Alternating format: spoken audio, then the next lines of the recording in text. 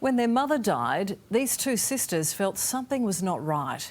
Now, after 5 years doing their own investigations, they want police to treat it as a murder. For 5 years I've been ignored. I was ignored. For half a decade, Juliana and Vanessa Gramatkovsky have sought the truth, and nothing but the truth. What do you think has happened?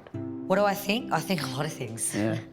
I think that this person of interest has played a massive role in this. Was your mother murdered? I think so, yeah. I believe so in my heart. I believe in my intuition. Mum was a really kind person. The discovery of Lynette Mullane's body in her Glenfield home in Western Sydney in August 2017 still haunts Juliana. I saw her and I realised, yeah, right. Yeah, she's dead, she's gone. The grandmother was just 62 years old. My intuition said this is not right.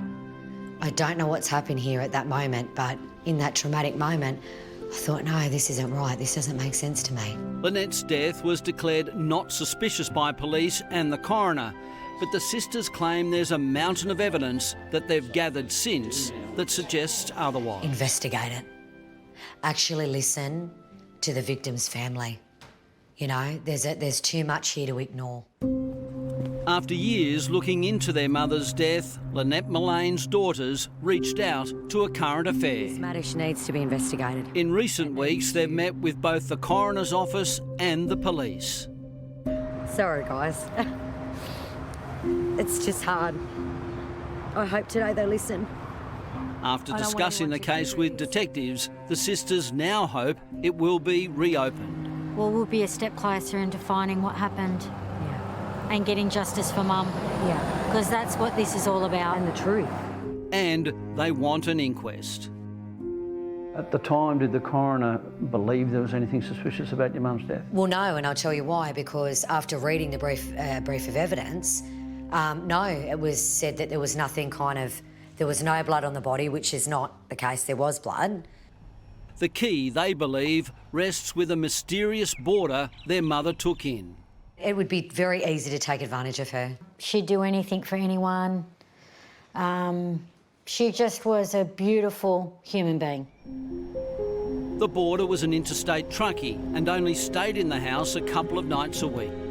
You know, and Mum had a heart of gold. So, of course, she picked the poor guy that needed it the most. Over time, the sisters noticed a change in their mother's behaviour. She was fretful. Yeah. She stopped eating. She wouldn't stay at home, didn't want to stay in her house. According to the sisters, the boarder who lived in this house with their mother was never interviewed by police. They claim investigators told them to avoid him because he was dangerous. Gunshots outside her mother's house scared the hell out of her. They were out the front of Mum's house and then she had a break-in. And then all of a sudden Mum started to change. She started to get fretful. She started to get scared. At one stage, the sisters noticed their mother have black eyes. She told them she had been hit in the face when a car boot sprang up. They didn't believe her. She was definitely assaulted. Definitely, without a doubt. The final straw was when the boarder sent Lynette a text message. Lynette, they've found me. It's not safe. Go. Leave. For someone to say, Lynn, they've found me, that's serious. Like, the sisters claim the initial police investigator, a senior constable who has since left the force, wrote the case off. And he assumed that it was just what it was, you know, like natural or what have you. They claim the police officer didn't do his job properly. A current affair has seen the senior constable's statement. In part, it reads, there didn't appear to be any marks or blood on her body. It was all in her teeth, it was all down her mouth, it was on her gown, it was on a blood-soaked pillow. I noticed a needle prick on her hand and a bruise, and it was a little bit scabbed over. And there's her earrings too. Yeah. Yeah, right. They're also puzzled why she wasn't wearing any of the rings she normally wore. and there were unexplained cash withdrawals from her account before she died. The family admits their mother had medical conditions and had been taking medication for thyroid cancer and anxiety. They said that there was a toxic level of her anti-anxiety medication. She did not abuse her medication.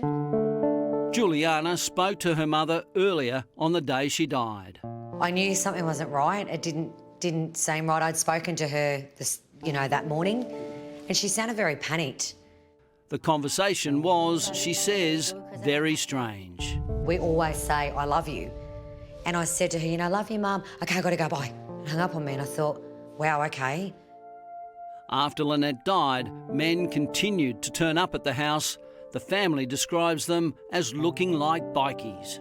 It was like they were searching for something. A week after her mother died, Juliana says she spotted a stranger inside the house. And I did call police that night. And I thought, well, how did they get in the house? There was someone in the house.